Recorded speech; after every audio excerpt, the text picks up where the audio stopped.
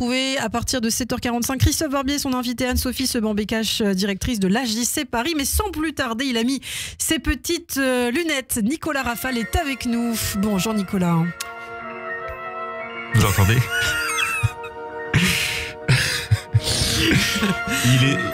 Il est tôt. Oui. Il est tôt encore à Cannes. Chambre 328 de l'hôtel Majestic. GG la trique. Ça rime avec Majestic. Notre Depardieu national n'est pas encore levé. Le temps est à l'orage sur cette édition du festival et d'ailleurs Gérard a eu des vents toute la nuit. Décontracté, à la fraîche, il est pas bien là, il est bien là, il est pas bien là. Il prendra son petit déjeuner quand il aura envie de prendre son petit déjeuner, c'est-à-dire vers midi. Quand il aura décuvé ses 8 litres de Touraine, la femme de chambre frappera à la porte, extirpant de ses rêves le quintal magique de Christophe Colomb, voire Christophe Cochon. Hein, qu'est-ce que c'est? On me réveille en pleine nuit. La femme entrera. Oh mon Dieu, Nafissatou Diallo, elle bosse au Majestic maintenant. Elle fait toutes les pioles de vieux pervers.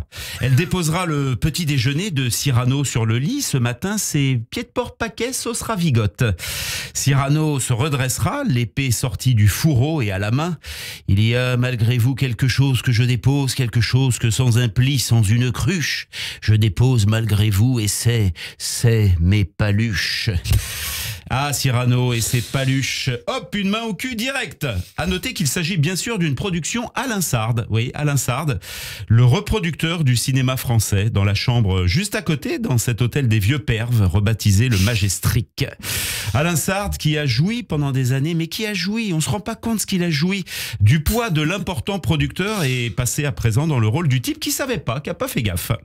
Hello papy, mais qu'est pas ça? T'entends des bails atroces sur toi, à ce qui paraît que tu l'as touché, mais ça va pas, mais t'es taré. Aya Nakamura, 5A, hein, comme dans l'andouillette Sard, bien sûr.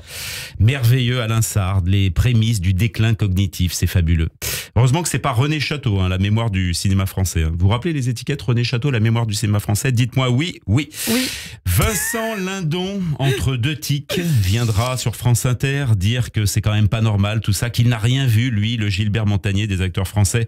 Il n'a tourné que 8 films finalement avec Benoît Jacot. On ne peut pas se faire une idée de quelqu'un en 2 mois de tournage x 8, hein, 16 mois d'une vie, ça passe vite tout de même.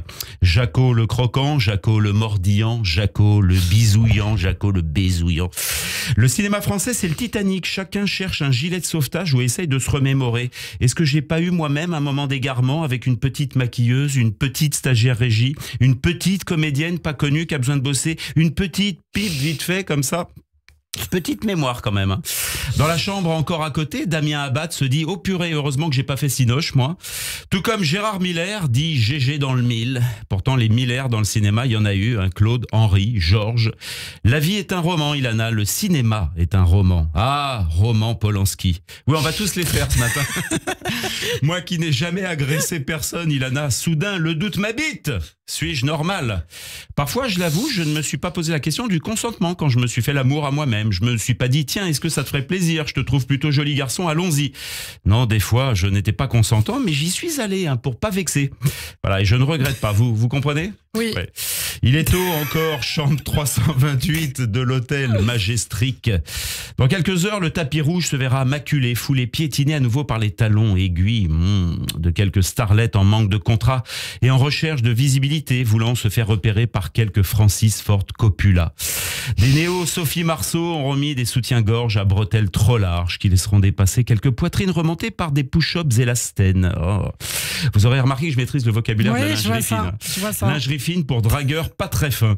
Des petites nymphettes de 17 ans prendront la pose. On n'est pas sérieuse quand on fait un 85C. Robes, résille et laminées viendront rivaliser sur les marches qui symbolisent la montée vers l'acmé en ce début d'été érectile. La palme d'or servira à ventiler les ardentes moiteurs de toutes les actrices qui se prénomment Fanny ardente, hein, bien sûr.